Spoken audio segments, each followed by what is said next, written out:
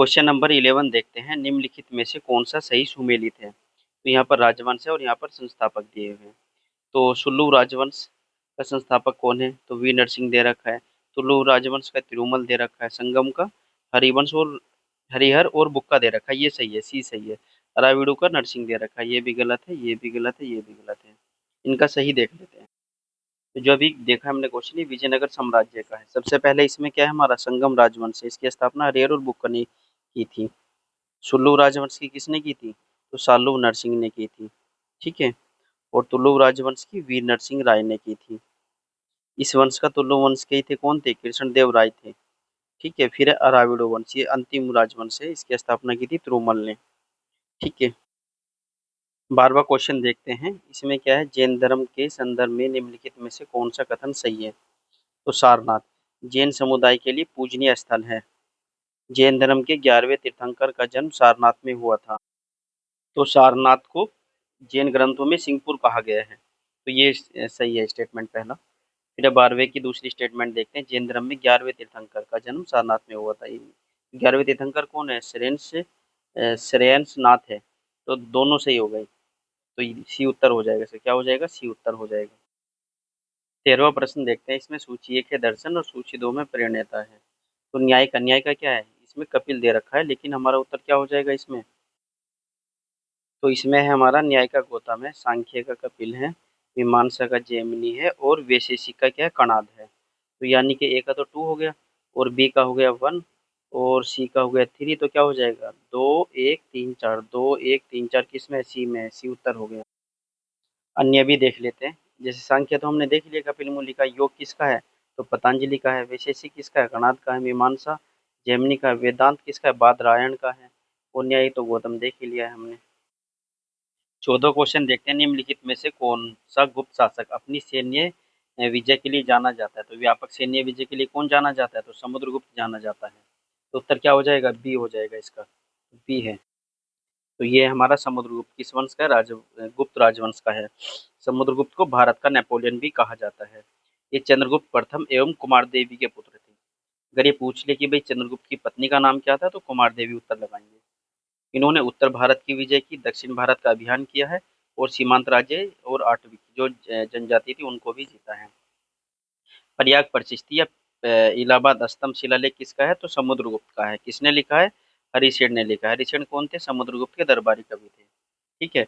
तो प्रयाग स्तंभ शिलालेख कह लो या इलाहाबाद प्रशिस्ति कह लो, एक ही बात है। तो दरबारी हरिशेन ने लिखा है, समुद्रगुप्त की सैन्य विजय का उल्लेख इसी में है। ठीक।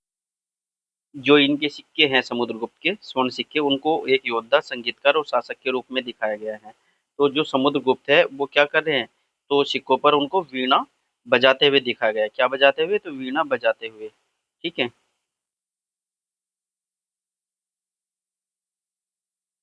तो 15वें क्वेश्चन में क्या है, उपकरण और नवाचार मध्य पाषाण काल से जुड़े, ये बताना है। तो उत्तर क्या है इसका, सी है, सूक्ष्म पाषाण और मछली पकड़ने के उपकरण है। तो 15 का सी उत्तर हो गया कि निम्नलिखित में से कौन से उपकरण नवाचार आमतौर पर मध्य पाषाण काल से जुड़े हैं, तो सूक्ष्म पाषाण और मछली पकड़ने के उपकरण। तो यहाँ पे हम पूरा पाषाण काल देख लेते हैं। तो सबसे पहले है पूरा पाषाण काल। ठीक है। ये कब से कब तक है, तो 5 लाख से 10,000 ईसा पूर्व तक है। विशेषता क्या थी, इसमें मानव क्या था, शिकारी था और संग्राहक था। मतलब शिकार करता था और संग्राहक, जैसे फल टूट के गिर गए तो उनको संग्रह कर खाता था, भोजन की तलाश में खाना बदोश जीवन जीता था।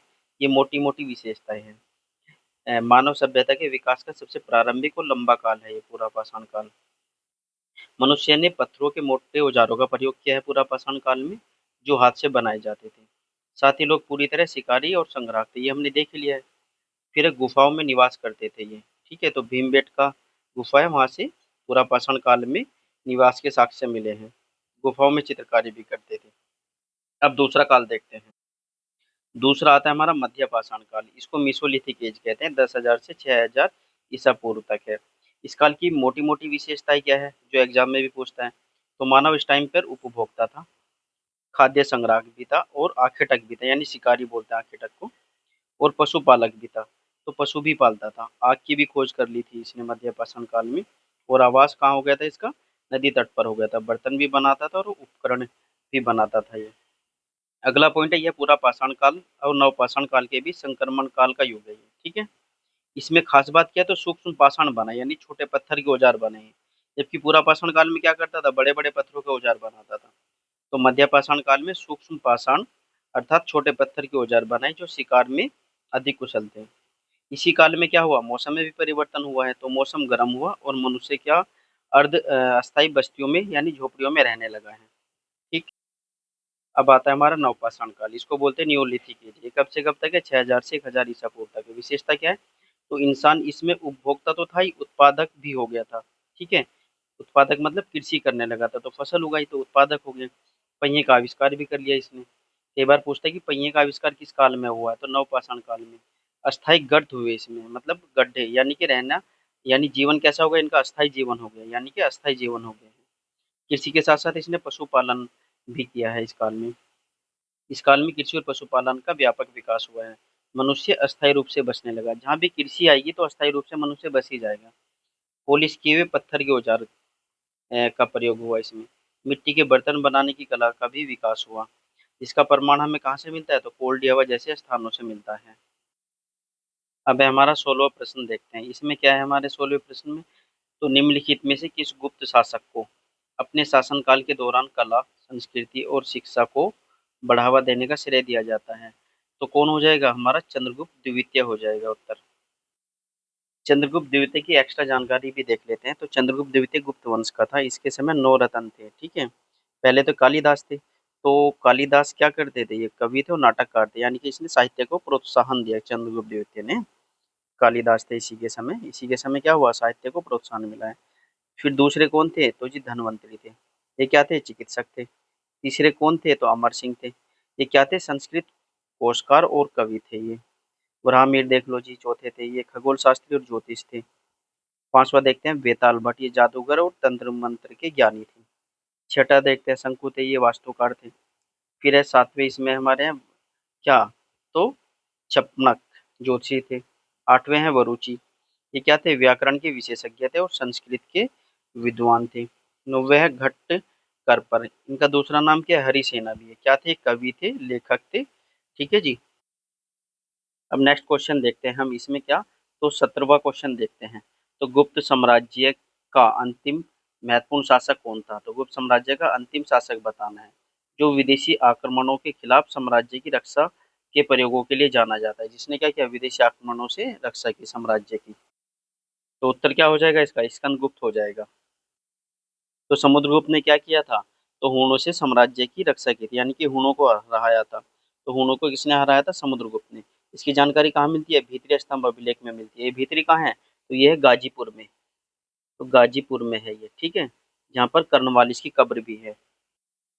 18वें में बताना है हमें, किस काल में मनुष्य शिकार और संग्रहण से कृषि और अस्थायी समुदाय की ओर परिवर्तित हुआ। तो पूरा पाषाण काल में तो बड़े पत्थरों से शिकार करता था और आखेटक था। मध्य पाषाण काल में क्या था, भी आखेटक था और शिकारी भी था, और छोटे छोटे जानवरों का शिकार भी करने लगा था। लेकिन नवपाषाण काल में क्या हुआ, कृषि, ठीक है, कृषि करना शुरू किया और पशुपालन अस्थायी रूप से करना शुरू कर दिया। तो क्या क्या हो जाएगा उत्तर, नवपाषाण काल हो जाएगा। अब अगला क्वेश्चन देखते हैं 19वां। प्रारंभिक मानव समाज में पशुपालन की क्या भूमिका थी। तो क्या हो जाएगा, पशुपालन क्या मिलेगा, एक तो मांस मिलेगा पशुपालन से, और दूसरा क्या मिलेगा, दूध मिलेगा। ठीक है। तो एक स्थिर भोजन स्रोत प्रदान करना, तो ये सही हो जाएगा हमारा। खाना बदोश शिकारी संग्रहकर्ता जीवन शैली को बढ़ावा, तो बढ़ावा नहीं देगा, घटा जरूर सकता है, तो ये तो गलत हो जाएगा। ठीक है। तो पशुपालन क्या करेगा, तो स्थिर भोजन स्रोत प्रदान करेगा, तो पहला उत्तर हो जाएगा और दूसरा नहीं होगा इसका। ठीक है। अब ये दूसरा स्टेटमेंट गलत कैसे है, तो खाना बदोश शिकारी संग्रहकर्ता जीवन शैली को बढ़ावा नहीं देगा, घटाएगा। क्यों, क्योंकि उनके पास मांस भी है, अब दूध भी आ रहा है, तो चाहे तो वो शिकार के लिए ना भी जाए तो भी काम चल जाएगा उनका। अब 20वां प्रश्न देखते हैं हम। हाल ही में चर्चा में सही SAVA 134 और SAVA 127 किसकी फसल है, तो ये धान की फसल है। ये रटना है एक तरह से हमें। ठीक है। तो क्या हो गए, धान की फसल है, सावा 134 और सावा 127। अब 21वां देखते हैं। हाल ही में भारत और सिंगापुर ने ग्रीन और डिजिटल शिपिंग कॉरिडोर स्थापित करने के लिए एक आशय पत्र पर हस्ताक्षर किए हैं। सेकंड स्टेटमेंट देखते हैं। भारत और सिंगापुर 2025 में राजनयिक संबंधों की 60वीं वर्षगांठ मना रहे हैं। तो दोनों के दोनों ऑप्शन क्या है हमारे सही है। तो ये जो सिंगापुर है, सिंगापुर के आसियान का सदस्य है, आसियान में 10 सदस्य हैं और इसके पीएम कौन है, लॉरेंस वोंग है। तो सिंगापुर का क्या है, आसियान का सदस्य सिंगापुर और पीएम कौन है इसके, लॉरेंस वोंग है।